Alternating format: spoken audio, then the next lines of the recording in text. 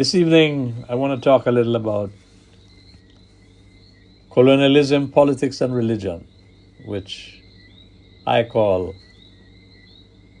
a convenient marriage of conquest. When the European powers began to set sail into the so-called New World in the 15th and 16th centuries,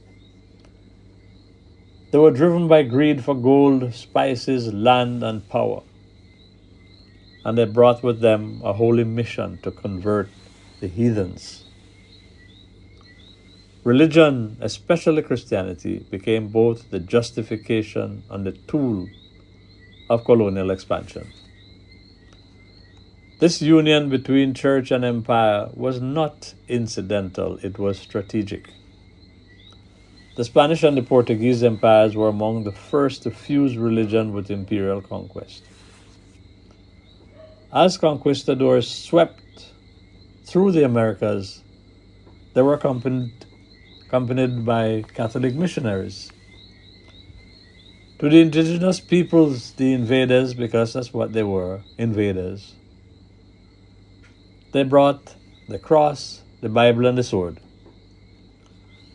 Entire civilizations like the Aztec, the Inca, and the Taínos were decimated, not only by warfare and disease, but by the systematic destruction of their beliefs, languages, and spiritual traditions. Temples were torn down, often replaced with churches, sacred texts and oral traditions were erased. Native deities were demonized, their worship criminalized, and baptism was offered, often at the barrel of a gun, and submission was sold as salvation. The same pattern unfolded across Africa, Asia, and the so-called scramble for Africa during the 19th century. European powers carved up the continent as if it was a cake. Missionaries, many of whom sincerely believed they were saving souls, walked hand in hand with colonial administrators and military officers. While some missionaries provided education and medical care, the overall objective was deeply tied to servitude for the native people and the extraction of their natural resources to enrich European empires.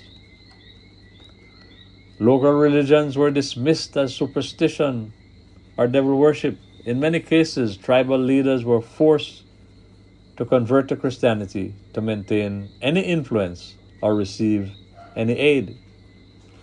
Generations of African children were taught to despise their ancestral ways. The colonial classroom was a pulpit, the Bible a tool of indoctrination. In India, for example, British colonial rule often pitted Hindus against Muslims, and that was a method of divide and rule, exploiting religious identities to maintain control. Although Christianity was not the dominant force in British India, it was still used to validate British superiority. Missionaries were sometimes protected and privileged by the colonial state, allowing them to spread not only their religion, but also Western cultural norms, languages, and ideologies. In Australia and Canada, indigenous children were forcibly removed from their families and placed into Christian-run residential schools, where they were stripped of their culture, beaten for speaking their native languages, and subjected to horrific abuses. These schools operated well into the 20th century, and their legacy is one of trauma, broken families, and the loss of cultural identity. What made the fusion of colonialism and religion especially destructive was that it didn't just steal land or labor, it sought to erase identities. Colonized peoples weren't just conquered politically, they were reshaped spiritually and psychologically. Religion became a mechanism of control more effective than the whip or the rifle. Now, if you could convince people to believe that their God was false, their culture inferior, and their destiny was to serve, and their only hope for salvation was to worship a white God, then you didn't need chains to enslave them because they were already enslaved in their heads, in their minds. And yet, resistance was never fully silenced. Many indigenous peoples secretly preserved their beliefs under the surface of Christian rituals.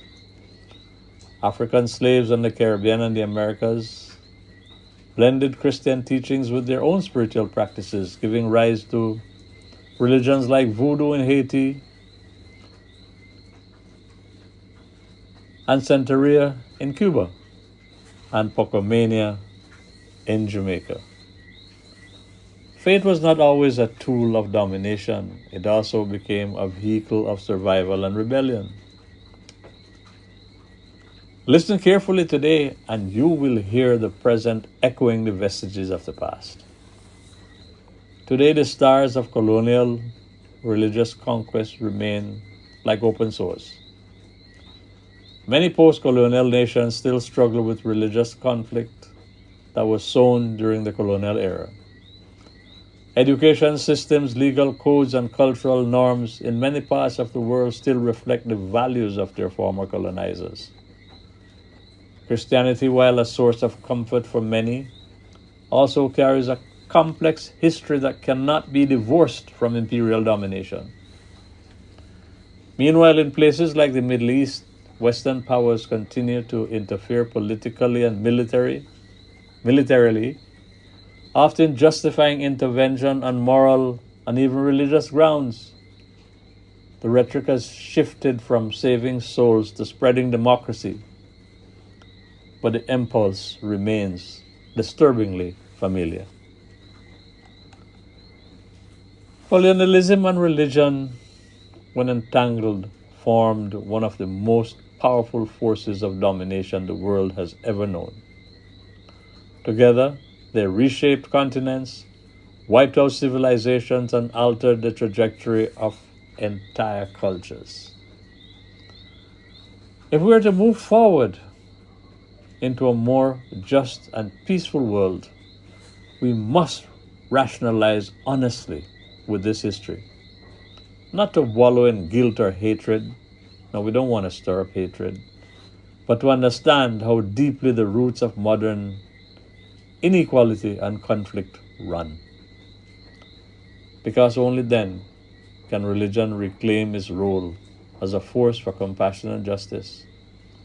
And only then can the global community begin to heal from the wounds inflicted in both the name of God, religion, and the empires.